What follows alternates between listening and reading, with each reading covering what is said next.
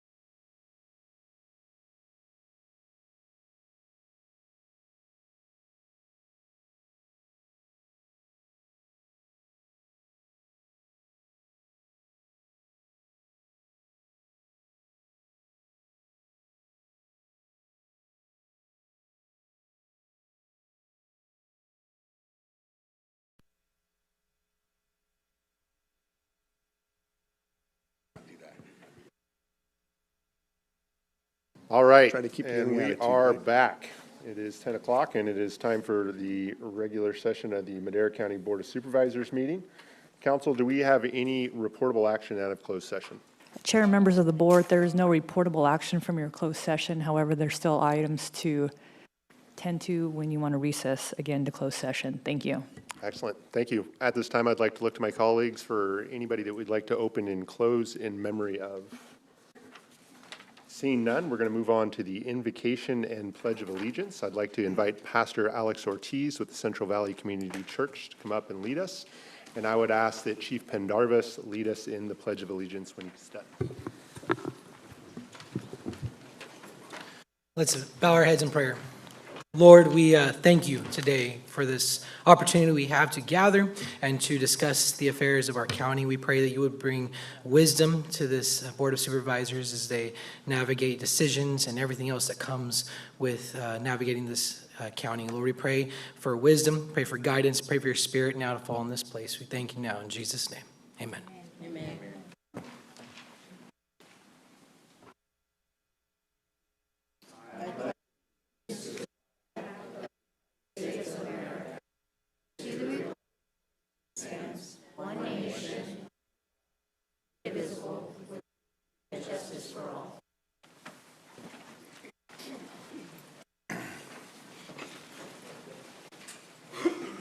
Thank you for that.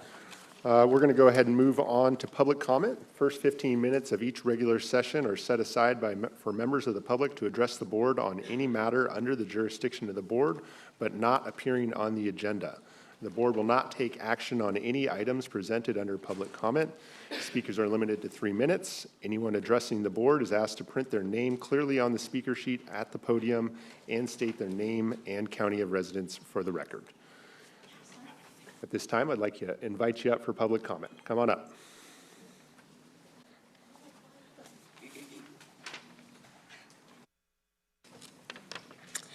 Buenos días, miembros de la Junta de Supervisores. Mi nombre es María Guerrero. Soy una orgullosa miembro de UDW y proveedora de IHSS para mi hijo, quien vive con autismo, enteropatía, convulsiones y otros retrasos en el desarrollo. Como cualquier mamá, he dedicado mi vida a cuidar de mi hijo, a protegerlo y a darle la mejor vida posible. No solo porque soy su madre, sino porque sé con certeza que nadie más podría brindarle el cuidado que él necesita. Do you want me to translate after she speaks, or? Please. Okay. Dejé mi trabajo cuando él nació porque sabía que necesitaba más atención de la que yo podía darle si trabajaba fuera de casa. Durante más de una década fui su cuidadora sin recibir ningún pago y como familia hicimos lo necesario para salir adelante.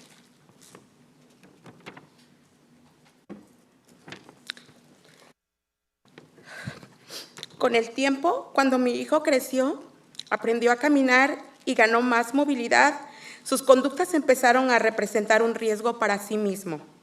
Como muchas personas que viven con autismo, mi hijo tiende a hacerse daño y puede volverse agresivo cuando se siente abrumado, lo que significa que nunca podría dejarlo al cuidado de un desconocido por la responsabilidad y el riesgo que eso implica.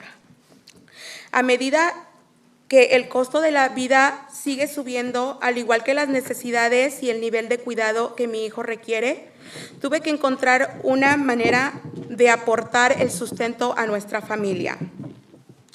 IHSS ha sido un verdadero salvavidas. Mi hijo recibe el cuidado de calidad que necesita en la seguridad de su hogar, mientras que yo puedo trabajar y ayudar a mantener económicamente a nuestra familia. Sin este programa, no sé dónde estaríamos hoy. Por eso hoy estoy aquí pidiéndoles que por favor apoyen a los trabajadores de cuidado en el condado de Madera. Esperamos que comprendan la importancia de nuestro trabajo y que se comprometan a darnos los aumentos salariales que nuestras familias necesitan. No solo para sobrevivir y mantenernos a flote, sino para seguir brindando este servicio vital en nuestras comunidades. Gracias. I'll translate this for her. Good morning, members of the board. My name is Maria Guerrero. I am a proud UDW member and IHSS provider for my son, who lives with autism, enteropathy, seizures, and other developmental delays. Like any mother, I have dedicated my life to caring for my son, protecting him, and giving him the best life possible. Not only because I am his mother, but because I know for certain that no one else could provide the care he needs. I left my job when he was born because I knew he needed more attention than I could give if I worked outside the home. For more than a decade, I was a caregiver without receiving pay, and as a family, we did whatever was necessary to get by. Over time, as my son grew and learned to walk and gain more mobility, his behaviors began to pose a risk to himself. Like many people with autism, like my son, they tend to harm themselves and can become aggressive when they feel overwhelmed, which means I could never leave him in the care of strangers because of the responsibility and the risk that it involves. As the cost of living continues to rise, along with the needs and level of care my son requires, I had to find a way to contribute to our family's income. IHSS has been a true lifesaver. My son receives the quality care he needs in the safety of his home, while I am able to work and help support our family financially. Without this program, I don't know where we would be today. That is why I am here today asking you to please support the care workers in the County of Madera.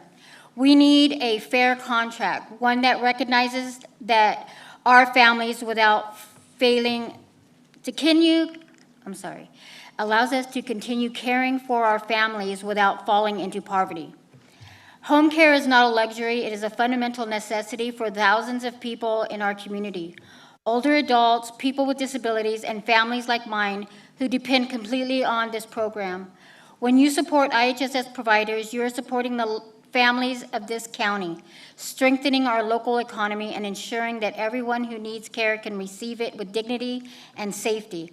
I ask you from my heart to invest in us because we want what we do. We know what we do is invaluable. Thank you. Thank you. I have a for myself, but I'm going to go back to the end of the line. Come on up. You have 3 minutes. Good morning, board members. My name is Gladys Tejas. I am a proud UDW member and an IHS provider to my mother, Nubia. I have been a caregiver for 15 years, and caring for my mom is my top priority. My mother is 88 years old and lives with arthritis and high blood pressure. Every day I manage her medications, prepare her meals, clean the home, do laundry, dress and bathe her, and take her to all her medical appointments. I make sure she is safe, comfortable, and cared for with dignity. This is not just work to me, it is a responsibility I take seriously and with love. Like many caregivers in Madera County, I don't provide care, I provide stability, safety, and dignity so my mom can remain in her home and in the community she knows and loves. Caregiving is demanding, both physically and emotionally.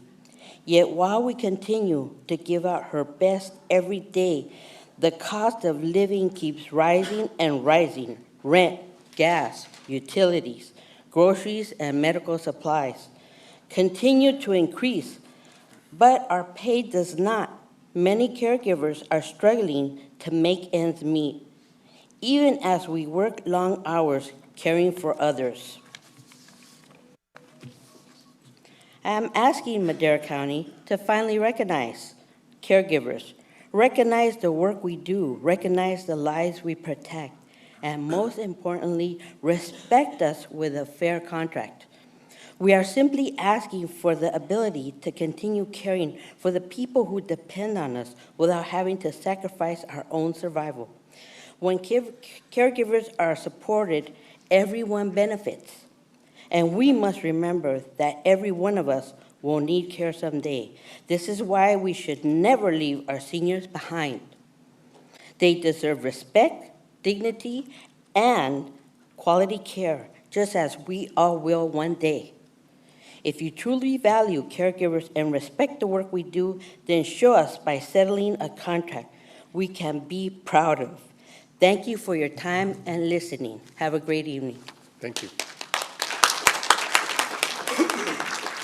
State your name and county of residence for the record. Good morning. Hello, my name is Rodolfo Blas. I'm an HIS provider here in Madera County. I'm a primary caregiver for my mother, who's living stage 4 melanoma cancer. Caring for her every day has shown me how demanding cancer care truly is, meaning constant monitoring, managing medication, and making sure she is safe, comfortable, and treating with dignity. It also means frequent medical appointments, traveling to different hospitals and specialties, and spending long hours on the road making sure she receives the right treatment she needs. It is difficult to keep up with all the expenses with the cost of living, keeping rising, and our wages do not. I'm here today alongside with my fellow home care workers to ask this board to recognize the importance of our work. We are asking you to bargain a contract that ensures IHSS giver in Madera County are respected, recruited, and retained. Without fair pay, many skilled caregivers cannot continue doing this essential work. When caregivers are forced to leave, the people who rely on us, like my mother, are left vulnerable. We love the work we do, but love alone does not pay the bills. Investing in IHSS caregiver is not just the right thing to do, it's an investment in the health and well-being of the entire community.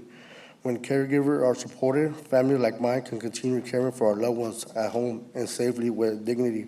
I'm asking you to stand with us today and ensure the home care provider in Madera County receive the fair contract we deserve. Thank you. Thank you. Welcome. Good morning, everybody. I'm Cynthia Wilson, and I'm a UDW member and an IHSS care provider. And my client lives with schizophrenia, and he also has severe arthritis in both of his hips and requires assistance getting dressed for his day, as well as he doesn't know how to cook, so I have to cook for him too, and shopping and laundry and everything. Anyway, IHSS care providers in Madera County are amongst the lowest paid in the entire state, earning $17.40 because of the federal bump up with our wages. And that's per hour for the living care that we provide, life-giving care that we provide. Like many other working families, care workers have been struggling to make ends meet as inflation and cost of living, even here in Madera County, continue to rise faster than our wages do. We spend our days making miracles happen, and fewer resources are here for us to help our clients.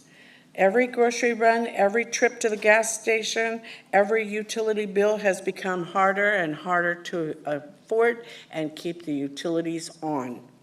We've cut expenses wherever we can without being detrimental to ourselves or our clients, and that's really been difficult, even with LHEAP programs and services of other community reach things. We've depended upon a better contract, not only to stay in this county that we love, but to continue caring for the people in our community who needs us the most.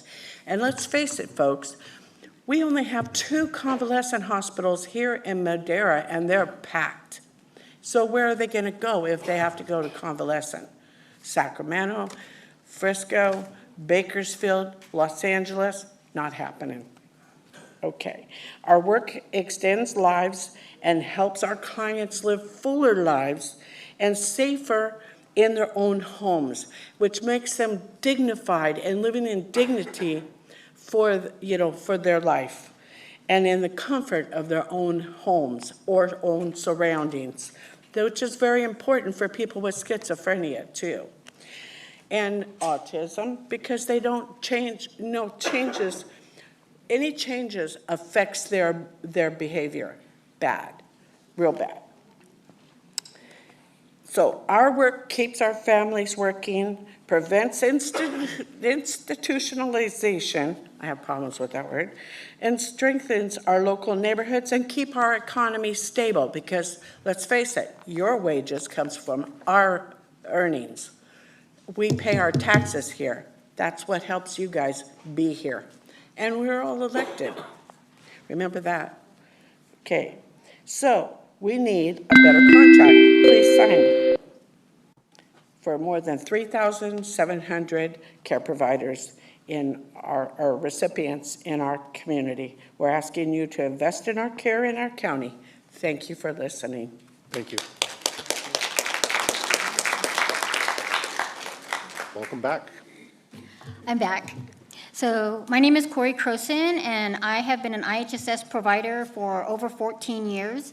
I started caring for my parents, and now I care for my brother. And that experience has taught me the true meaning of compassion. Since then, I have dedicated my life to helping others in my community, including people with disabilities. Let me be clear, every hour of care counts. As a caregiver for someone with schizophrenia, I see firsthand how small moments, help with a bath, a meal, or taking medication make a huge difference in someone's life. But right now, Madera County is falling short. Thousands of care hours are going unmet.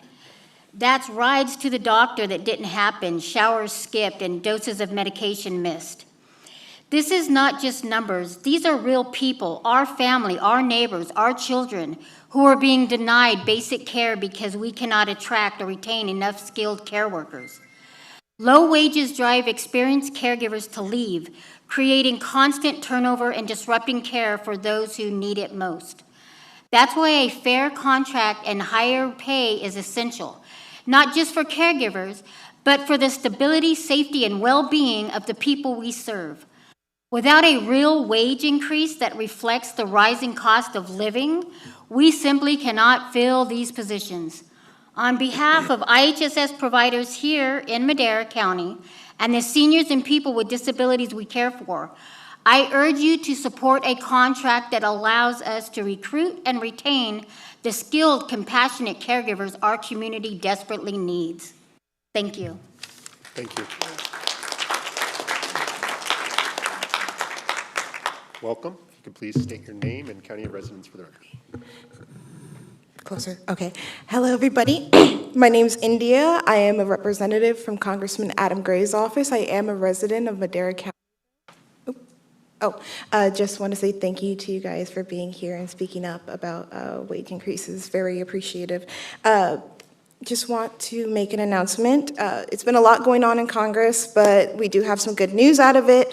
This past budget that was just passed, brought back $16 million to the Central Valley in funds for different community projects, including $1 million for the Chowchilla Water District,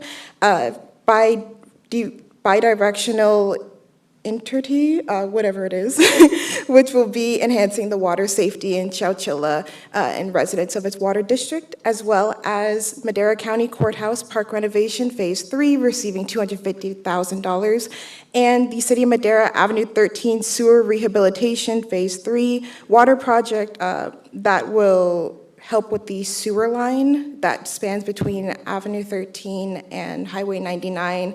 I had met with the city manager. That was like really eroded. So luckily we got $2 million in funding to continue on with that project and hopefully revitalize our sewer line. That is about all that I have right now, but the congressman did want me to share that good news from Madera County. So thank you guys so much. Thank you. Okay, do we have any additional public comment in the room or online? Seeing none, we're going to move on to our consent calendar. All matters listed under the consent calendar are to be considered routine and will be enacted by one motion unless pulled by a member of the board. Do we have any items that we would like to pull for additional review today? Seeing none, we're going to look to the public for public comment. Do we have any public comment in the room or online? Seeing none, we're going to bring it back to the board for action. Do you want us to use the voting system, or do you want us to make a motion? I think we're going to use the voting system.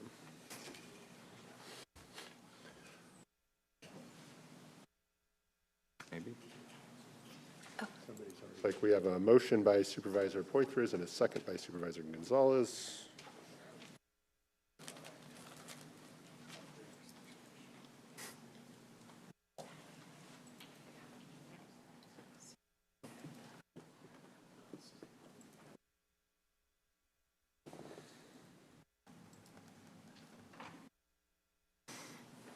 Voting in progress.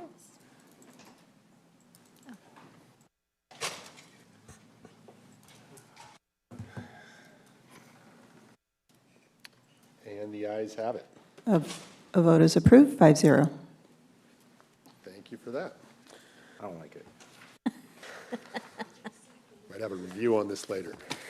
With that, we're going to move on to our discussion items. We're going to start with item 9A.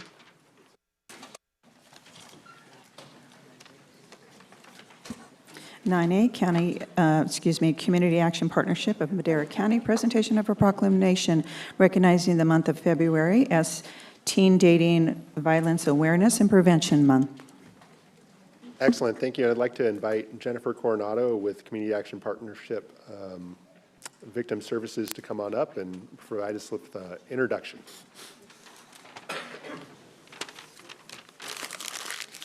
Hi, Maddie. Good morning, Supervisors. Maddie Mendez from CAPMC with other agencies making their way up. Thank you for the proclamation. I just wanted to put in public record some of the items that are in the proclamation that are very important. This is Teen Dating Violence Month, and the proclamation is addressing teen dating violence. And whereas only 33% of teens who are in abusive relationships ever tell anyone about the abuse, and 81% of parents surveyed either believe teen dating violence is not an issue or admit they do not have knowledge of it. Whereas providing young people and adults education regarding healthy relationships and relationship skills, and by changing attitudes and behaviors that support violence, we recognize that dating violence can be prevented. Teen Dating Violence Awareness and Prevention Month will benefit teens, their families, schools, and committees. I'm going to introduce DSS that's going to give information about what we're doing to address teen dating awareness. Thank you. Hi, good morning, Chair and members of the board. Michelle Hernandez with Department of Social Services. Thank you for the opportunity to speak with you today. I'm here to share the work of the Growing Healthy Families Committee. The Growing Healthy Families Committee is part of the Madera County Community Health Improvement Plan and brings together community partners to support the well-being of youth and families. One of the committee's goals is to expand education and awareness about healthy relationships and the prevention of teen dating violence by increasing youth understanding of warning signs, available resources, and supportive services. Through outreach, training, and collaboration with schools and local organizations, the committee helps reduce unhealthy or abusive teen relationships and strengthens protective supports for youth across the county. Building on this work, the Growing Healthy Families Committee supports teen dating violence prevention through youth-focused education and community engagement. The community partners with DSS, Victim Services, Public Health, Behavioral Health, and community advocates to deliver prevention education, including One Love-based workshops that teach youth how to recognize healthy versus unhealthy relationships. By empowering youth and knowledge, training resident champions, and expanding outreach in schools and community settings, the committee strengthens protective factors and helps reduce the risk of teen dating violence in Madera County.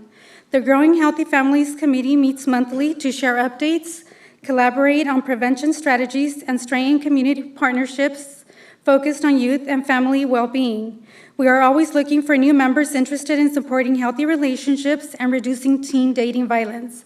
Community partners are welcome to join us at our next meeting on March 24th at 10 a.m. in the Emerald Room at DSS. And now to share more about One Love is Jennifer Coronado. Thank you. Good morning. To address the community's concern on teen dating violence, the Growing Healthy Families Committee chose to use the One Love Foundation curriculum. One Love was created after the death of Yardley Love, a lacrosse player for the University of Virginia. She was killed by her ex-boyfriend. One Love teaches children, teens, and adults to identify healthy and unhealthy behaviors in relationships so that they may see the warning signs and leave an unhealthy relationship safely. Since 2024, we have conducted presentations to 212 participants.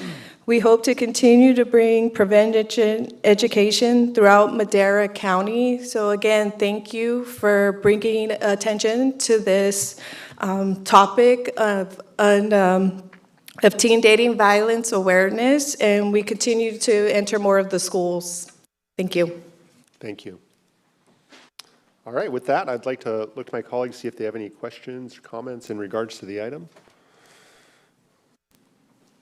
I don't have any questions, but I just want to thank you for bringing this item forward and bringing that awareness, especially for our young population. I think it's really important to know that there's resources and support out there. So thank you for the work that you're doing. Yes, absolutely. Thank you for bringing some awareness to this important issue. With that, we're going to look out to the public for any public comment in the room or online. None online? None? We'd like to, got our proclamation here, we'd like to gather up and take a little photo, if that's all right.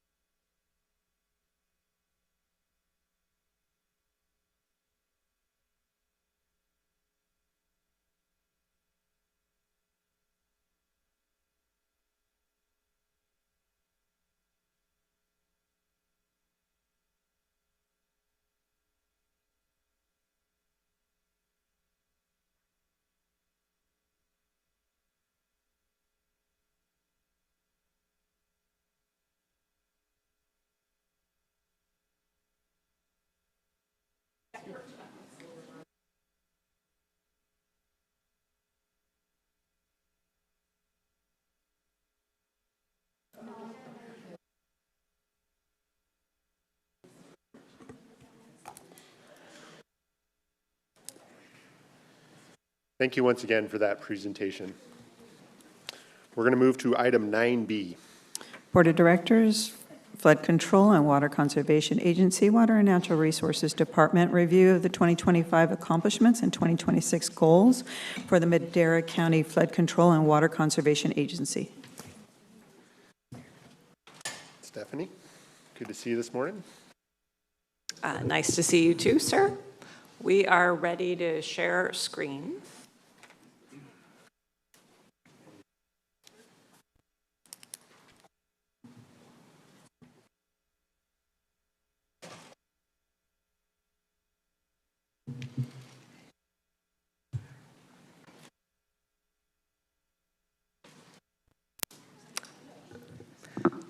Thank you very much. Stephanie and Agneson, Director of Water and Natural Resources. This is our annual update where we share our good news about flood control and what we've been able to do. As you know, our funds are limited. Our budget is about $350,000 to $400,000 a year, but we are able to harness some grant funds and work with the state to get work done. This is an example of a pipe cleaning project where we have to bring in a truck that flushes out pipes, and then they send a camera into the pipes to look and inspect their integrity. So we also have an ongoing road repair project for levee roads where we are scarifying and re-graveling them. A key duty of this agency is weekly inspections and reporting. And you'll see here the sorts of things that we see when we're out. We're looking for rodent holes, we're looking for sediment in the channels, encroachments where people are planting too close to the levees, as well as vegetation in places it shouldn't be. We do have 2 ongoing veg removal efforts. One is a grant that River Partners, an NGO, has for removing arundo, an invasive plant, on the ash slough. And you'll see on the left a drone. They flew this and mapped the arundo, and they have then removed it and come back and retreated it. So we look forward to this NGO being able to harness grant funds now and into the future, because it's a ton of work to get this invasive plant out, and it is all over the state. This is Kevin and Allison, the dedicated flood control staff. And as you may know, this agency for a long time only had 1 staff person. We have added a staff person to help with the grant management, as well as just basic administration and reporting. And that seems to be going pretty well.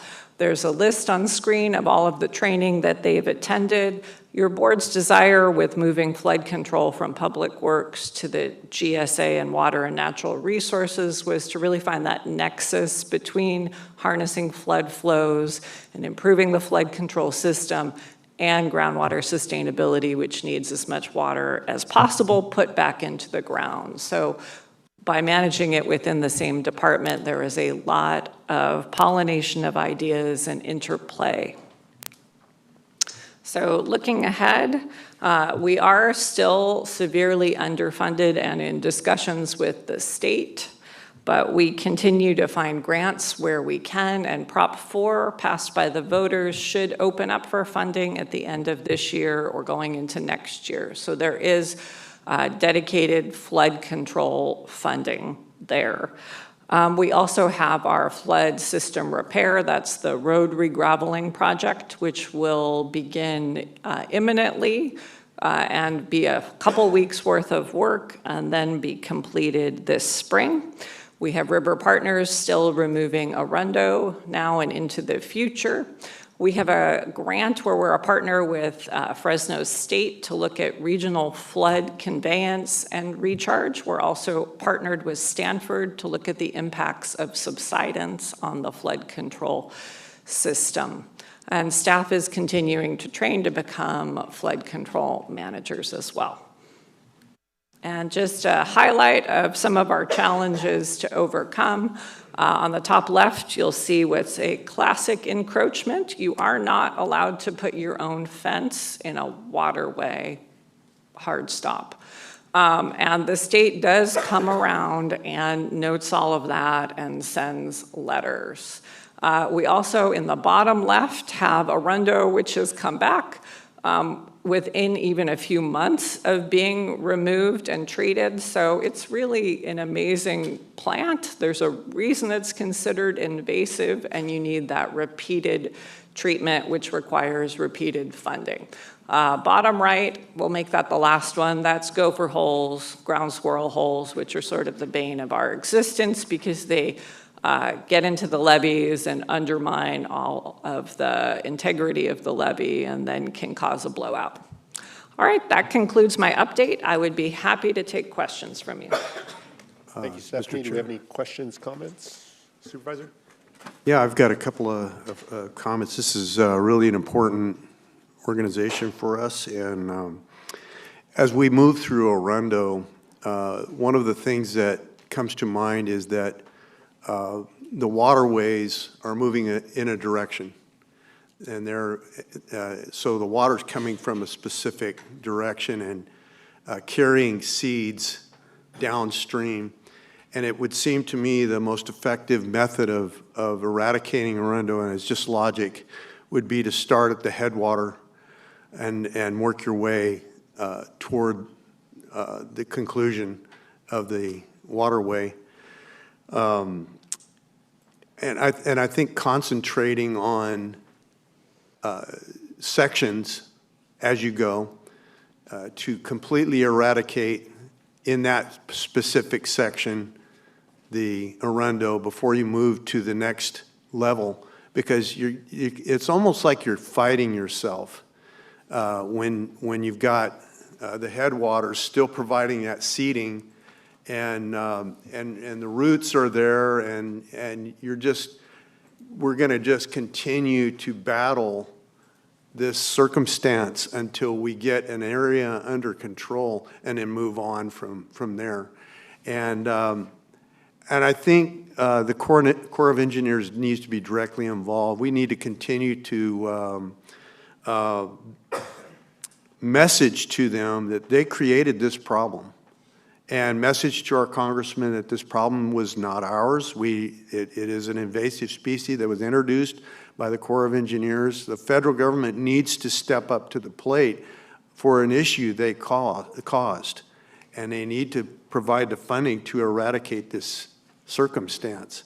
So I think, you know, going to the BIA, talking to the Corps of Engineers, sending them letters from this board would be a good move, making them aware of the circumstances, and then concentrating on areas and eradicating in levels. Another thing I wanted to point out was that there's a direct nexus with Public Works in this process. We have equipment in Public Works where and capable workers where possible or where advantageous to utilize Public Works in conjunction with, and I'm sure you've been doing that all along in the eradication process. And not the least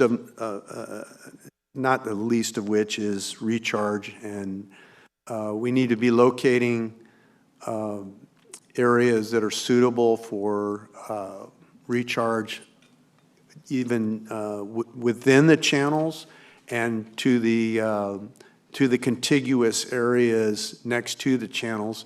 And I know we're doing that, but I just want to reemphasize that important process, because just a few areas, a few acreages of recharge can produce thousands of feet of water in over the course of time.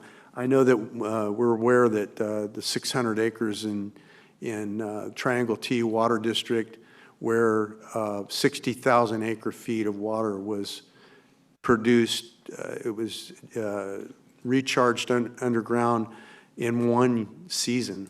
So those kind of things are imperative to the future of this county. And as we look at flood control, it's not just a circumstance of protecting from floodwaters, but utilizing floodwaters. We got to look at it as a twofold purpose. Utilize those waters; those are a gift. And how do we receive that gift? We don't just want to flush it downstream and let it go off into oblivion. We want to take as much of it as we can. And our philosophy should be, let's develop, there's no ending point to development of groundwater recharge off of those channels and in those channels. I know there are spots in those channels that will just suck the water down, and I know that's the case. We need to find those and enhance them as we can. Anyway, I really appreciate the work that you do. I find this agency really underutilized because it's underfunded, and it could mean great things. I think approaching the federal government is going to be an important aspect of getting some help there. Thank you. Excellent. Do we have any public comment on the item in the room or online? None online. All right, hearing none, this was an informational item, so we're going to go ahead and move on to item 9C. Behavioral Health Services Department, discussion and consideration of entering into an agreement with River Grove 2 Self-Help Enterprises for the collaborative support services of developing an affordable rental housing project in the County of Madera known as River Grove 2 in the amount of $2.5 million as outlined in Exhibit A for a 20-year term, and authorize the chair to sign. Good morning. Good morning, Sarah BOS, representing Behavioral Health Services this morning. What's before you is an agreement that would take us out to 2048. The Behavioral Health Services would provide $2.5 million in exchange for reserving between 10 and up to 15 rooms in the River Grove complex in Oakhurst as soon as that complex is complete. So we expect it would be about an 18-year time frame in which we'd be able to reserve up to 15 rooms. When you take that $2.5 million cost over the 18 years, it would be approximately $772 a month per room, which is a very affordable cost for the department to be able to provide housing for clients of behavioral health. There would be a share of cost for those clients, so they would have a portion of rent, but it would be far reduced as a result of this contract. If for some reason we can't keep the 15 rooms full, we don't have enough clients to keep it full, then the base that we would go to would be down to 10 rooms. We would be guaranteed 10 rooms for sure, and that would raise the cost to just $1147 per month. So still a very reasonable cost for housing in Oakhurst. Of course, it's great for the clients. It provides stability, improvement in their overall treatment, and is part of the coordinated effort both for behavioral health services as well as our housing efforts for the county and our strategic plan. I'm available for any questions. Thank you, Sarah. Do we have any questions from my colleagues? I do have a couple questions for you, seeing none from them. On the funds, I know these are behavioral health funds, but for the benefit of the public, could the board use these funds to repave 2.5 miles of Road 426 up in Oakhurst? No, they need to be dedicated to behavioral health clientele. Okay, so we wouldn't be able to use them to fund like a fire station or anything like that? Correct. Okay, perfect. That was my understanding, so I just want to be sure, again, for the benefit of the public.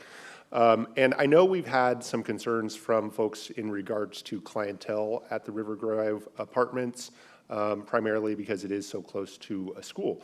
And so I'm curious if you can help inform me about those clients. As I recall, there are some restrictions in who may be placed there. So they do some background checks, and then they also have some supportive services there for those individuals just in case they do have issues. And then they're closely monitored as far as who does come in and who does not go in, that kind of stuff. Does that all sound correct? Yes, all of that sounds correct. You've covered it very well. Okay, apologize for the leading questions. I just want to make sure that the public has that information. So unless there are any additional questions or comments, looks like we have one. Yes? Yeah. What are the parameters for periodic review of these organizations that we contract with such large amounts of money? I think that in terms of self-help enterprises, we've had a great relationship with them in Madera County, and the periodic review is basically their ongoing delivery of whether or not the contract is completely fulfilled. And we have had no concerns reported with regards to self-help enterprises at this time. Yeah, I really think that even though we have an ongoing relationship with organizations, I think it's incumbent upon us, given the political environment and the trust of the people, that we periodically send staff to review what's going on in any organization that we contract with. It should be at least spontaneous and a couple times a year where we verify that what we're contracting for is actually being done. And not that we don't trust, but we verify. Correct. And I think that I think it just gives the public a better sense and a better feel of what this organization and what we do. And I think it's going to, discourage any hanky-panky that might be considered by some new organization that contracts with us or what have you. So I feel that it's an important component of these contracts. Thank you. Excellent. They are subject to annual fiscal audits.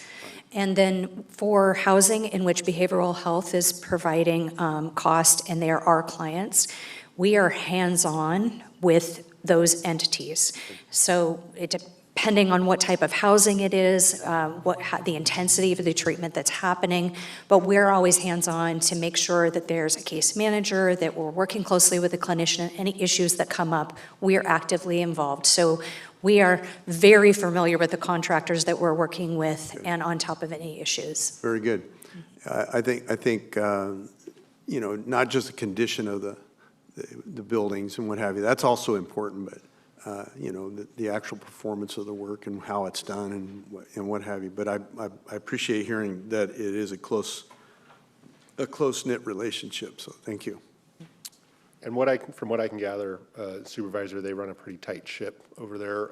I have heard that a number of folks have actually been evicted because they're just not, you know, getting along in the facility with the rest of the residents, and they're not caring for those rooms to a standard that was agreed upon between, you know, them and the organization. So I do believe they're running a tight ship over there, which I think is very important. We want to see this successful, and I think a big part of that is accountability. So And I want to mention that it has nothing to do with this specific. I'm kind of speaking in generalizations. All the organizations we work with. So I don't want self-help enterprises to feel that I'm attacking their organization. I feel that this needs to be across the board for the sake of transparency and the organization. Thank you. thank you. And unless there are any additional comments or questions from my colleagues, we will look to the public for any comments they may have, either here in the room or online. None online? Seeing no public comment, we will bring it back to the board for action.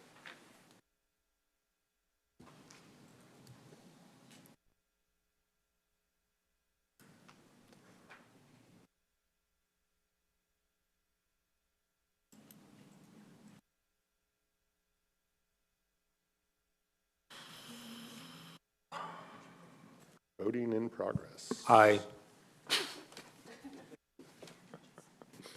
Come on.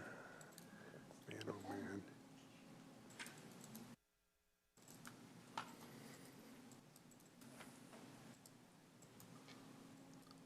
I suppose it's okay to try things.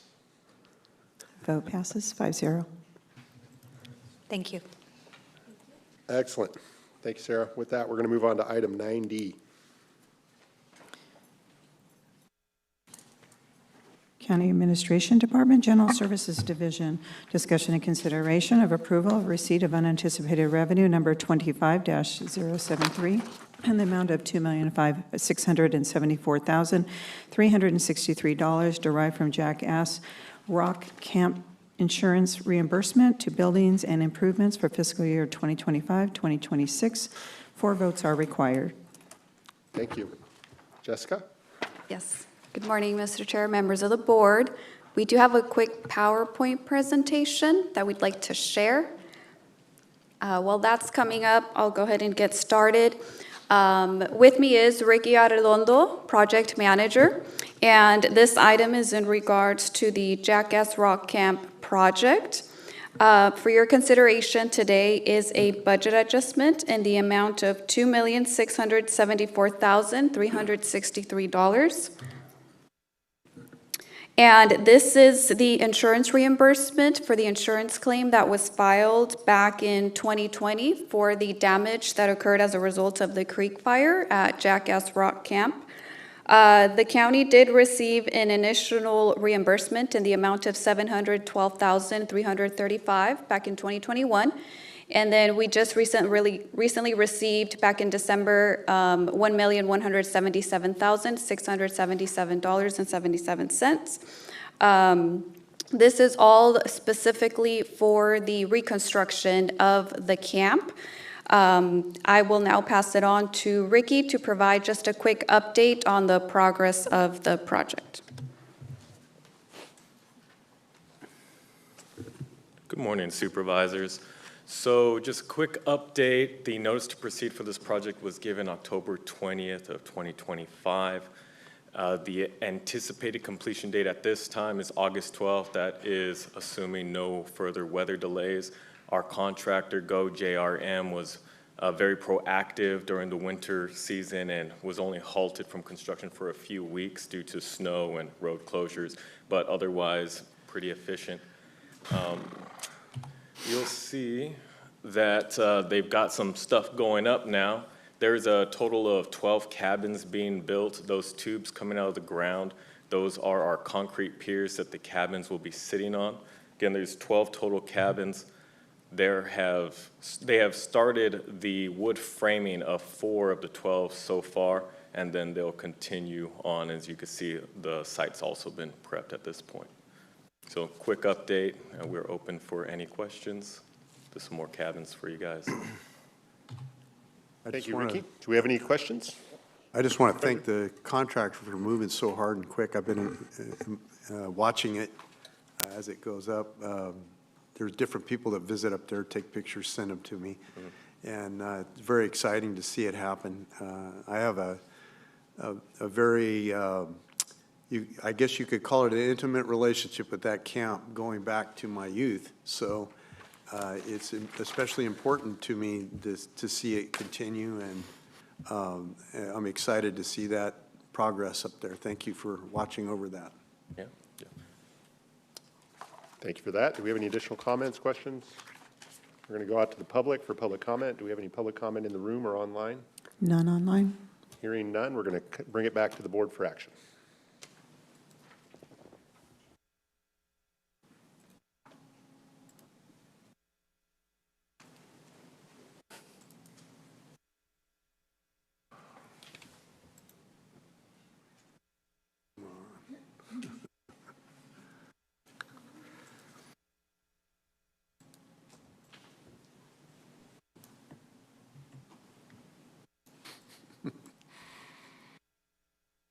I voted. I don't know what the hell.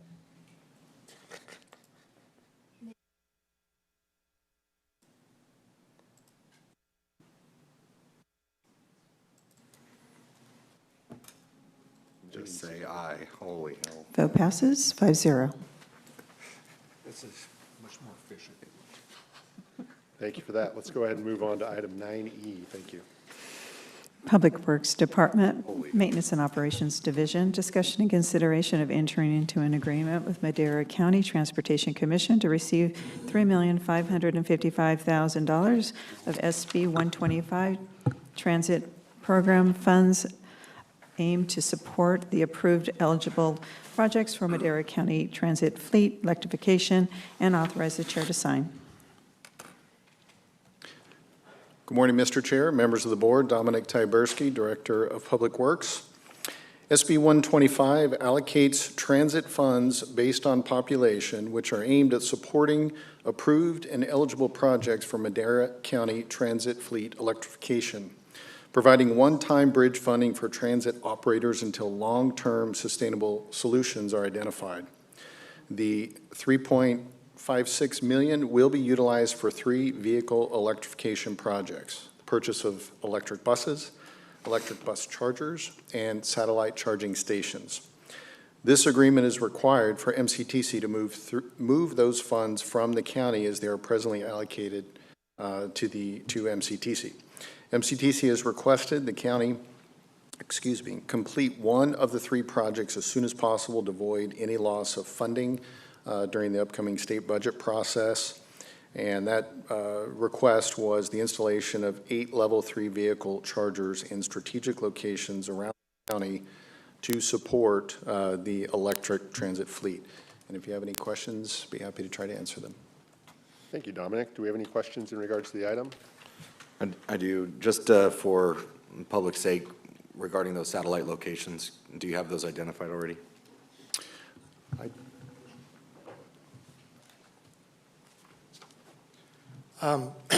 Those locations are still being identified for sure. We have several locations that are on county-owned properties, and we're evaluating those for moving forward this next fiscal year. Got it. Thank you. Thank you for that. Any additional questions or comments? Hearing none, we're going to look to the public for public comment. Any public comment in the room or online? None online. Hearing none, we're going to bring it back to the board for action.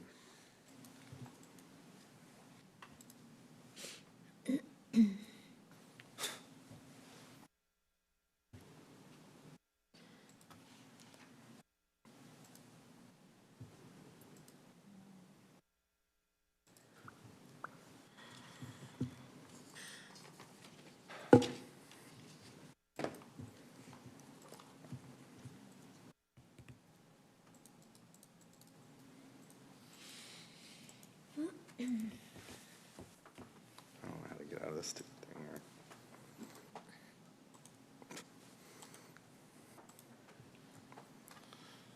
Karen, can we do a roll call, please? Vote passes 5-0. There we go. Thank you. And move on to item 9F. Board of Directors, Special Districts, Maintenance District Number 19A and B, Parkwood, Public Works Department, Engineering Services Division, Maintenance District 19A and B, Parkwood Water Systems Improvements Project. Discussion and consideration of entering into an agreement with Dawson Malden LLC in the amount of $4,738,516 for the Madera County Maintenance District Number 19A and B, Parkwood Water Improvement Projects, and authorize the chair to sign. Discussion and consideration of approval to authorize the Director of Public Works or designee to issue a notice to proceed. Discussion and consideration of approval to authorize the Auditor Controller to issue payments for contingencies up to 10% of the contract award amount per established county policy. Discussion and consideration of approval to authorize the Director of Public Works and designee to solely issue and approve contract change orders in accordance with Public County Code not to exceed the authorized contingencies. Thank you. Dominic? Thank you. Public Works recently completed a precursor to this project, which was the installation of water meters within Maintenance District 19. This project is to include a new well site, SCADA system, which is the Supervisory Control and Data Acquisition. Basically allows us to monitor and control the systems. We're also going to construct over a half-mile of new water main, new fire hydrants, the abandonment and destruction of 200 linear feet of existing water main, and the decommissioning and abandonment of 3 existing well sites. Award and completion of this project will provide for the full consolidation of MD-19 water distribution system with the City of Madera. This project is grant funded by the California State Water Resources Control Board through the Expedited Drinking Water Grant Program. The department was fortunate to secure the $5.9 million grant. However, the low bidder was over $1 million below this amount. If approved by your board today, construction will begin mid-March and will take approximately 14 months to complete. Be happy to try to answer any questions. Thank you, Dominic. Do we have any questions or comments? I don't have any questions, just thank you. I remember back in 2014 when the water was non-existent over in Parkwood, and we worked with the city, so it's been a long time coming for the people of Parkwood. And while I don't represent that area anymore, we represent Parkwood as a whole on this board. So I just really appreciate the work that's gone into it, and I think that the residents out there are going to be really grateful for this. So appreciate it. Thank you. Great project. Agree. Any additional comments? Yes, sir. Yeah, Mr. Chair, I'd just like to mention these are one of these great projects that, you know, to the general public aren't really sexy, but man, they are so important, you know, for just every day turning on the tap, sewer lines, you name it. So I think this is something that, you know, we should get out there, publicize, and really push out. But anyway, it's a great victory. And yeah, it was really good mayor, the leadership back in 2014 that helped tie into Parkwood.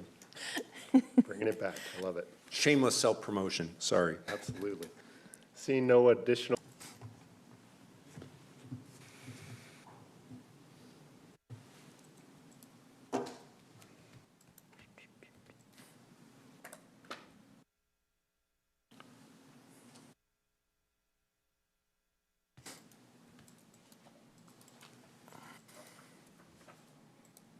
Vote passes 5-0. There we go. Thank you.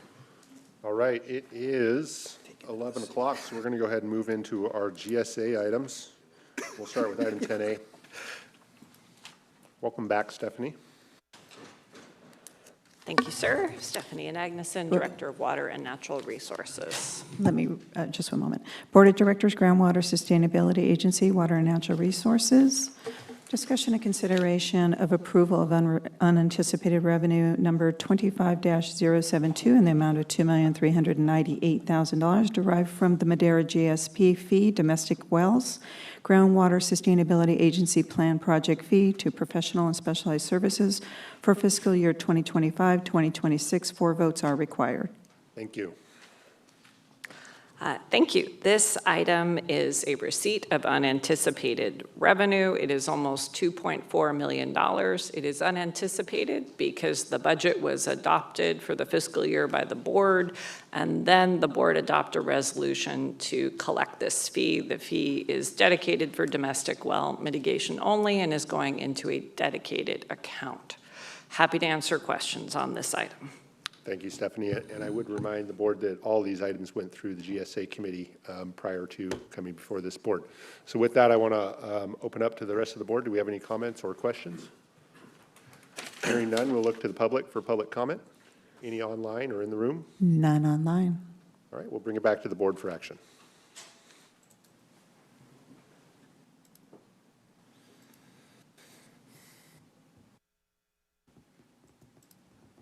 I'm just testing something, just one moment.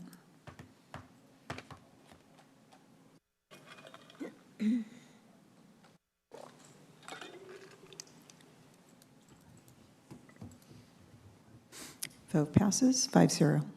Thank you. We'll move to item 10B. 10B, Board of Directors, Groundwater Sustainability Agency, Water and Natural Resources Department, discussion and consideration of entering into a cost-sharing agreement under the Memorandum of Understanding for the coordination among the groundwater sustainability agencies within the Madera Subbasin to develop the Water Year 2025 Madera Subbasin Groundwater Sustainability Plan annual reports and authorize the chair to sign. Good morning. This is a cost-sharing agreement between 7 different groundwater sustainability agencies in the Madera Subbasin for costs that are shared for the annual report, both a joint GSP report and a subbasin-wide GSP report. The total cost for Madera County GSA is approximately $20,000. Happy to answer questions. Thank you, Stephanie. Any questions, comments from my colleagues? I'll look to the public for any public comment in the room or online. And none online. Let's bring it back for action.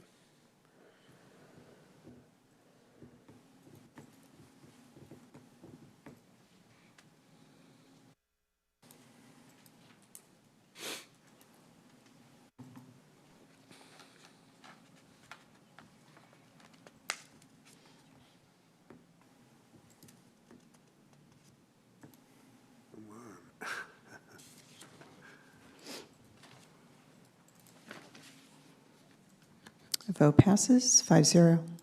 Thank you. We're going to move to item 10C. Board of Directors, Groundwater Sustainability Agency, Water and Natural Resources Department, discussion and consideration of entering into an agreement with David's Engineering, Inc. in the amount of $102,100 for the development of Madera Subbasin Groundwater Sustainability Plan annual reports for water year 2025 and authorize the chair to sign. Thank you. This is the contract with David's Engineering to do the work that was discussed in the previous item. The total is $102,000. The county's GSA's share is approximately $20,000. Happy to answer your questions. Thank you, Stephanie. Any questions, comments? Any public comment in the room or online? None online. Bringing it back for action.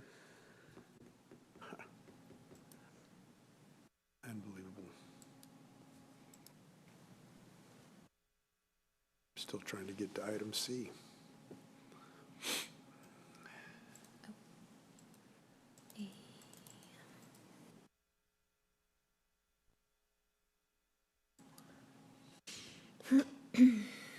Rogers, is that a yes? It's not going to the Okay, item. I'm going to vote for you. Vote passes 5-0. All right, with that, we're going to move. That I'm voting aye, yeah. We're going to move to item 10D. Board of Directors, Groundwater Sustainability Agency, Water and Natural Resources Department, discussion and consideration of approval of a transfer of appropriations number 25-068 in the amount of $26,120, transfers from GSA fee revenue dash appropriations for contingencies to the refund and reimbursement account for fiscal year 2025-2026. 4 votes are required. Thank you. This item moves $26,000 into a dedicated account used for refunds and reimbursements. We don't typically budget in this account because the amount is always hard to estimate or anticipate. But this is a refund to a grower who had a successful appeal process of his satellite data by providing meter data. Happy to answer your questions. Thank you. Any questions, comments from the board? Any public comments? None online. Bring it back for action.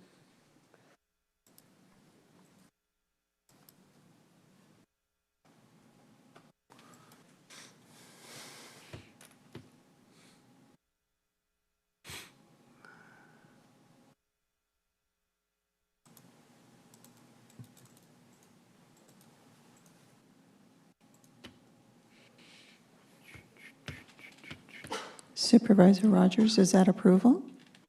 It won't go. There we go, finally. Vote passes 5-0. Thank you. We'll move to item 10E.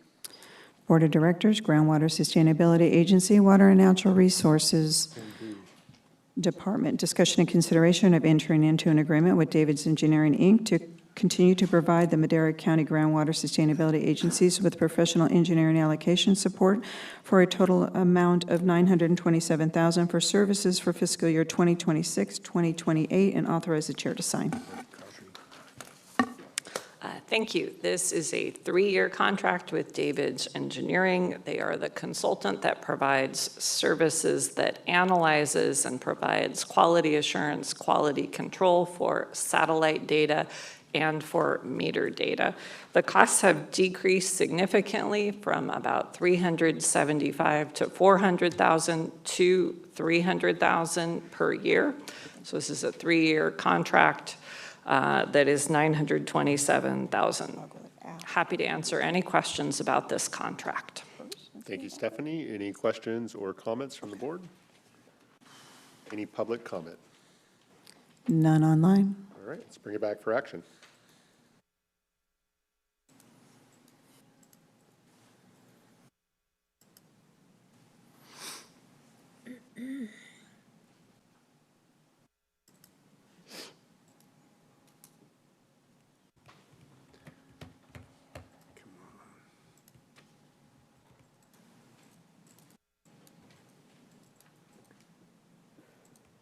Vote passes 5-0. Thank you. It's looking at 10F. 10F, Board of Directors, Groundwater Sustainability Agency, Water and Natural Resources Department. Discussion and consideration to adopt a resolution amending rules and eligibility criteria for implementing the domestic well mitigation program in the Madera County Groundwater Sustainability Agency, Madera Subbasin. This proposed resolution and policy is consistent with the authority granted under the Sustainability Groundwater Management Act and is exempt from California Environmental Quality Act under guidelines sections 15307, 15308, and 15061B3. Thank you, Stephanie Agneson, Director of Water and Natural Resources. A few slides to share. Just to give you a sense of our progress, in November we had draft rules that we brought to your board. We had several focus groups that we engaged with to get feedback on the program. We also brought a contract for a program administrator and one for qualified drillers. Now what we're looking at is refinements to the rules. We have both a website, maderadrywell.com, as well as applications in English and Spanish, a landowner agreement drafted, and the branding completed. So at this point, we have a program which is kind of in its beta phase. We have several applications in progress. The revisions that we're going to look at today are seeking some clarity that we need and that we've received feedback on from landowners. The first is in the application itself. You are making a deposit of $100. The questions come up what to do if the well is not qualified And the language that we've chosen is that we're keeping the deposit if you've applied, and we've done the assessment because there are costs incurred by the GSA. There are no changes proposed for the assessment. For the approval process, we have the landowner soliciting 3 bids, 2 of which are from a list that we have assembled. We do have some clarity here on prevailing wage, which has come up. All of the bids or the quotes that are coming from drillers would need to meet prevailing wage rules because these are public funds. So we would not be making some people meet that and others not. Everybody would have to meet prevailing wage. The payment itself would be according to milestones. That would be in the landowner agreement, which County Council is working with, and would be partitioned into pieces. And the last proposed change would give the director the ability to approve qualified projects that met the criteria in the application, meaning they were the landowner, they were in Madera County GSA, in the Madera subbasin, they'd had an assessment of the well that demonstrated that it went dry from agricultural overpumping, and the funding is only for the well itself, not a pump or associated plumbing and electrical work. Worth noting that we've had several of the people who've applied who are applying to join an existing county maintenance district, and the funding could be used for that as well. Happy to answer questions about this. The staff recommendation is to consider and adopt the amendment, and then there's also a CEQA part about being exempt. Thank you, Stephanie. Do we have any questions? Yes, Supervisor? Yes, do we have any language in there concerning fraudulent attempts to defraud the county in that regard, or the GSA? Not in this, but that would be in the landowner agreement. Okay. Yes.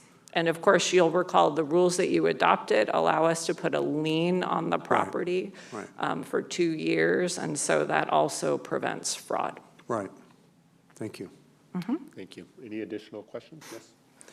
Yeah, thank you, Stephanie. I know we talked about some of these things at the GSA meeting, but you mentioned plumbing and electrical is not included, only the well. Because I can see, obviously if a pump went out, that wouldn't be covered. But if we are actively drilling a new well for someone, shouldn't the associated electrical that is involved with getting that well up and running be included? I can understand if it's, if someone has an issue with, their well and they call for an assessment, they pay the $100, they go through the fee, and it's a well pump issue or whatever the case is. I understand that shouldn't be associated, but if we are actively, needing to drill a new well because of overpumping, shouldn't the complete cost of that be associated with this fee? We're happy to consider that. It just hasn't been in the rules to date. Any additional electrical or plumbing work has not been included. It was always just the hole in the ground and the casing, so that the landowner almost always is going to have some additional costs that they would cover out of pocket. Yeah, I really like to see some basic electrical and plumbing. I understand if someone wants to do, a storage tank and a booster pump and, a pressure tank and all these other things, pressure switches. But I think the basic electrical and plumbing, I'm not saying necessarily a pump, but some of the basics associated with drilling a new well to getting it operational outside of a new pump, in my opinion, should be included, or at least be allowed to be included in that $35,000. I hear you. Looks like we have a comment from Supervisor Rogers. Yeah. You can probably correct me if I'm wrong on this, but a lot of that deals with the proximity to the existing well and how far away the drilling occurs. I don't know if there's a parameter for that. I know that they have to be separated by a certain amount of distance because of perforations and collapse and what have you. But the elements that can be reused would be the pressure tank, and should be also the pump itself. If the pump is bad, that's on the landowner because it's gone to its life extent. The cost of installing a pump, and usually the wells are now drilled to 600 feet approximately, and they install the pump and the electrical on that runs somewhere between $8,000 and $15,000, somewhere in there. It just depends on the proximity to the existing drilling. And even if it's close by, if you can't do what they call a flip, where you take the power from the old well and flop it to the new well, even if you could do that, there's still significant costs involved in that. But dropping that pump down, and you've got a big rig there, you got a tower, they have to drop those pipes down and drop the well, the submersible pump, and along the line, just to give people a picture of this, the wire is also waterproofed and kept in a sealed condition all the way down to the bottom of the wherever they place the bowls, which is the pump. And so all of that does run an expense. And I'm not sure how I feel about including all that, but I do think you're right on the electrical and the basic plumbing to the existing connection. Yeah, I'm putting myself in a homeowner's shoes who, is trying to navigate this process. I think any government bureaucracy, application process, it's already difficult enough for a lot of people to just navigate this process. And knowing that there's a $35,000 cap regardless of what needs to be done, if one of these drilling companies says, okay, we need to drill over here, and we need to run, plumbing from there to here, we need to set electrical up from here to here in order to make this operational. It doesn't cover your well pump, it doesn't cover, a storage tank or any of that stuff, it will just cover the basics. Well, and if they say, and that's $45,000, well, you're on the hook for anything over 35 anyway. I'm just saying from the perspective of a homeowner who, in reality, this is supposed to be no fault of their own, that their well went dry. I think with that spirit in mind, we should be covering, or at least allowed to be included, the basic plumbing and electrical. Because we have a cap for a reason anyway. So that's my thought. Right. I failed to mention one other thing, and that is I believe environmental health gets involved in the reissuing of the well permit, and the existing well that failed has to be capped. So there's a $4,000 expense approximately there, maybe more now. I think it's kind of gone up, but those wells being capped, that's another thing. So but I'm not saying we should cover that, but I'm just pointing out the extent. There is a lot of stuff kind of left over here in the picture that people aren't really being considered. Are we having this discussion with landowners when they come in for the new well? Are we informing them that, look, this well is probably going to have to be capped? And this doesn't include electrical and plumbing to your existing, and you got to drop the pump. You got to have the pump if the old pump's no good. And did they pull the pump when they investigated the well? That's another thought, because if you have to pull the pump and the piping and then put new in, that's another expense. So, I mean, there's just a whole gamut of things that aren't answered here, and maybe we need to do a little bit of nuanced tweaking and thinking and checking on this. Yeah, I'm going to jump in here because I think it's been my understanding, when we passed this initially, that the $35,000 was going to be insufficient for most people. Right. And I think that's why we talked with staff and asked for direction around, or provided direction around, pairing this up with a low-interest loan program that could Right. complement this. Right. So, I mean, if it's this board's desire to really take a look at what the actual cost of replacement is going to be, so we can, settle on an appropriate number, I think that's a different discussion than Sure. really what we're having here today with these updates. So it might be my recommendation that we move forward with updates as presented, but if we want to provide direction around, a more comprehensive plan, that, again, that could be a different discussion that's brought before the GSA. Yeah, I agree. The problem that I see that could develop would be that we have a lot of holes in the ground and no solution for these actual water delivery systems. Do we have any other comments or questions from the board? Not hearing any, we're gonna.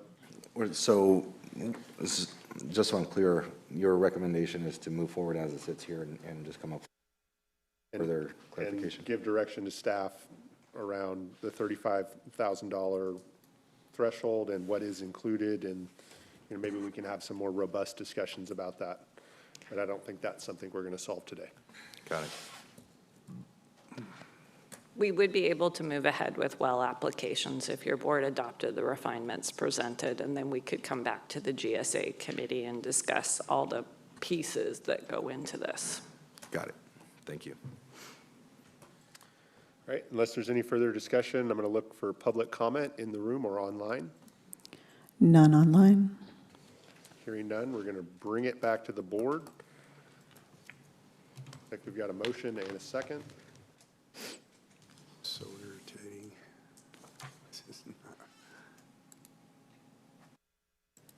And then Stephanie, you have enough direction to come back to the GSA? We will add it to the GSA committee agenda on March 3rd. Thank you. Vote passes 5-0. All right, we're going to be looking at item 10G.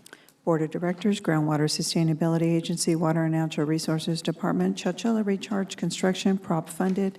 Discussion and consideration to find that Proposition 68 Chowchilla Subbasin Round 1 funding construction project, including construction, is exempt from CEQA pursuant to Executive Order N7-22.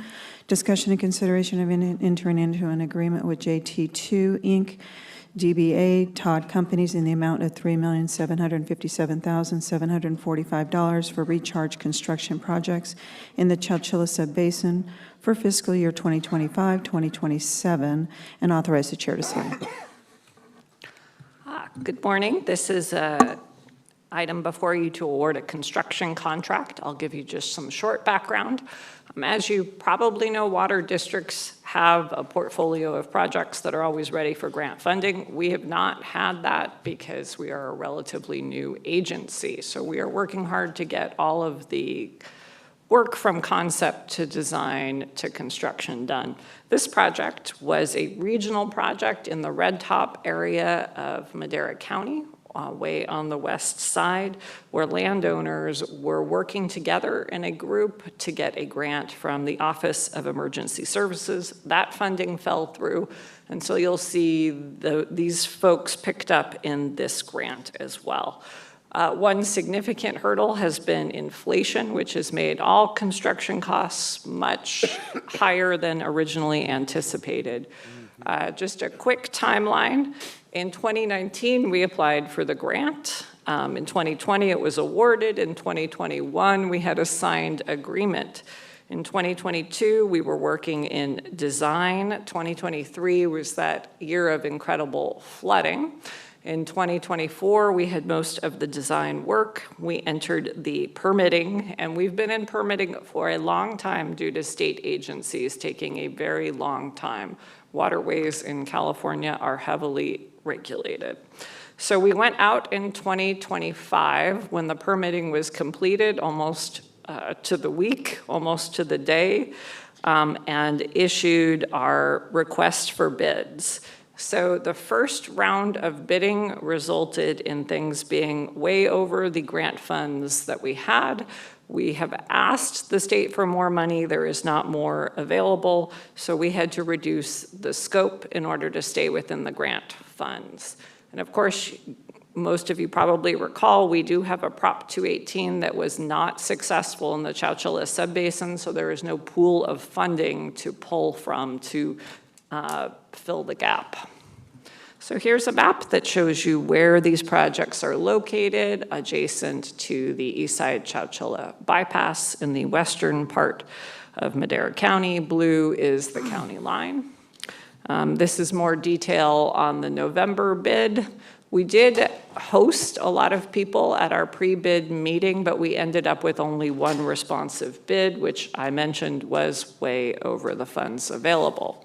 So then we rebid this in January. Again, lots of businesses at the pre-bid meeting, and we ended with 4 responsive and responsible bids, the lowest to Todd companies. What do we get with this? It is our first major capital project. It helps us with our GSP goals. It increases the groundwater levels when we take water off the bypass. It decreases flood risk. It increases water that's stored in the ground. And this project also comes with an additional monitoring well. The staff recommendation is to first find that it's exempt under CEQA. This project was able to use an executive order from the governor that exempted projects like this for recharge.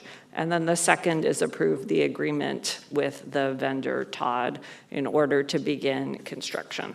Happy to take your questions. Thank you, Stephanie. Do we have any questions, comments from the board? Supervisor?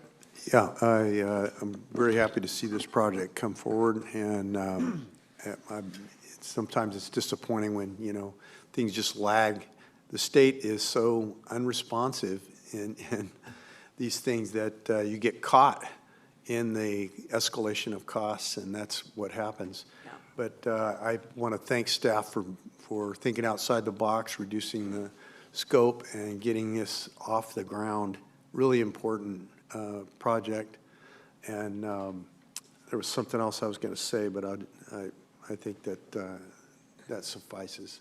This is in line with what we talked about earlier, and taking flood waters off the bypass. Just super important. By the way, this project is located in almost the center of subsidence area if you look at the subsidence map.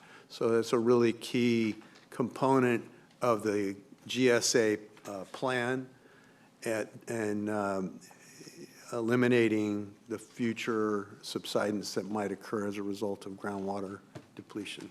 Thank you. Thank you. Any additional questions, comments? Just a quick question. Stephanie, you had mentioned that we kind of had to scale the project back because of escalating costs. So you had also mentioned our Prop 218 and how we were kind of unsuccessful with that. So are you saying that if we had been collecting the fee from farmers, we would have been able to do this project in its entirety? Is that what I was gathering? Yes. Okay. Sounds good. All right, with that, we're going to look to the public for any public comment they may have on this item. Any in the room or online? None online. All right, hearing none, we're going to bring it back for action.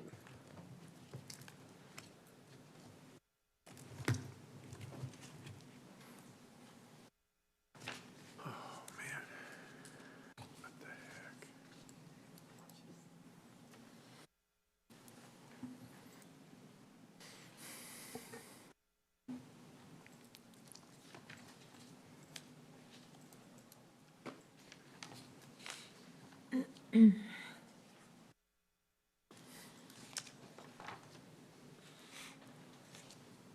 Vote passes 5-0.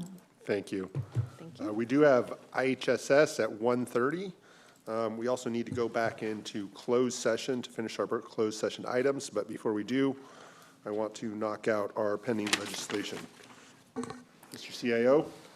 County Administration Department consideration to ratify a letter requesting that PG&E requesting to PG&E that request PG&E to engage with Madera County Board of Supervisors, Madera County Economic Development Commission, and RDOG Glass to identify a workable solution that will allow for this critical manufacturing operation to continue in Madera County.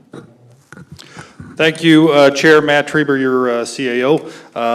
The letter before you is to ratify a request to PG&E to meet, engage with us, and I can tell you it's been effective since we have a scheduled meeting with PG&E team and representatives of our Madera County EDC this week. So just looking for a vote to ratify. Thank you for that. Do we have any questions, comments? Any public comment? Hearing none, bring it back for action. We are going to vote verbally, please. I'll move to approve. Second. Motion is second. Roll call, please. Supervisor Gonzalez? Yes. Supervisor Poitras? Aye. Supervisor Wamhaugh? Yes. Supervisor Rogers? Yes. Chairman Cully? Yes. Vote passes 5-0. Excellent. Man, that felt good. It'll get better. All right, looking at item 12B. County Administration Department, just consideration to approve a letter of opposition to 2026-2027 Governor's Budget Proposal to eliminate the statewide Medi-Cal mobile crisis benefit. Thank you, Chair Matt Trieber, again, your CAO. Also, we have Sarah Boss, our Public Health Director here. And this is a request to send a letter to the budget individuals associated with that, requesting reconsideration of the elimination of the Medi-Cal mobile crisis. It would result, if stripped, of approximately $1 million impact on the BHS side of the shop, and the letter is requested to be sent, and I believe the Behavioral Health Directors Association also drafted such a letter there. Available for any questions. Thank you. Any questions, comments? Yes, Chair. My comments are reflective of last week's as well. If we could CC our lobbyist and our local representatives, that would be helpful. Thank you for that. Yeah, India was just here, right? Encouraging, anyway. Yeah. India, I think. Our state reps in this regard. Excellent. Do we have any public comment in regards to this item? Hearing none, I'd like to bring the item back for approval as directed. I'll move to approve. Looks like we're online. Oh. Oh. Oh, crap.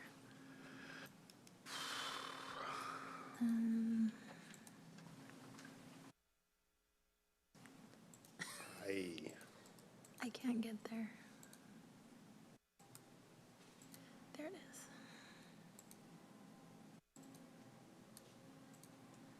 Vote passes 5-0. Excellent. Thank you for that. With that, we are going to move into supervisor and staff reports. We'll start to my right with Supervisor Rogers. Nothing to report. Okay, I have a few things. I attended our first 5 commission meeting last week, and I joined Chair McCauley for a meeting along with staff with Assemblywoman Soria. It was a check-in, and just she's asking what it is that Madera County is requesting. So I thought that was important for us. On a brighter note, last week I was invited to wear 2 hats in my role as supervisor, but also as a United Way member of the board.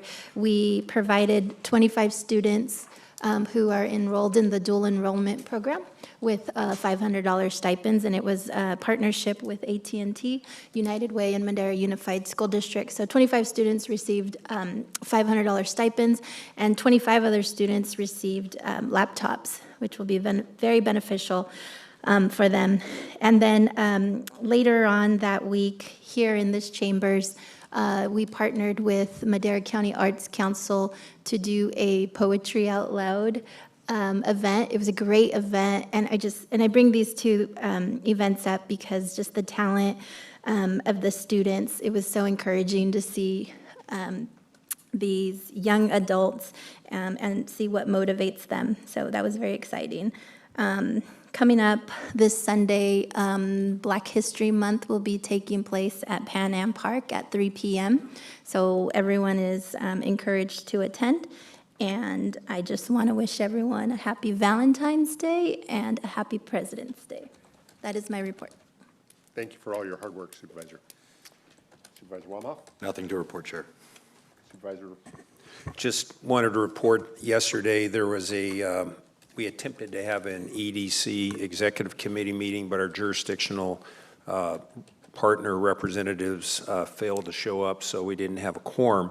But we did have Rod from City of Chowchilla join us, and we were able to hear the presentation from Hunden, and they were very informative. Thank you. Karen? Nothing to report, thank you. Regina? No report, Chair, thank you. Deo? No report, sir. Excellent. Thank you. And thank you to Supervisor Gonzalez for attending that meeting with Assemblymember Soria. I was fortunate to meet with Senator Caballero as well and underscored a number of the same points, particularly around Fairmead and the high-speed rail issue there, as well as the gas tax. And it does sound like both of our local legislators are interested in taking up that cause and finding some sort of resolution there. So we look forward to working with them.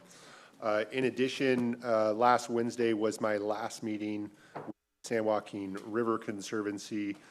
Finished up a 2-year term there as chair, and I will say I'm very proud of the work that staff has been able to accomplish there over the last 3 years. We've seen 3 executive officers there, but I think our latest is the greatest, and she's going to do a wonderful job leading that organization into the future. And I do want to congratulate Supervisor Wamhoff on his appointment to that board. I'm sure he will enjoy his time there as well. So with that, we are going to retire back into closed session.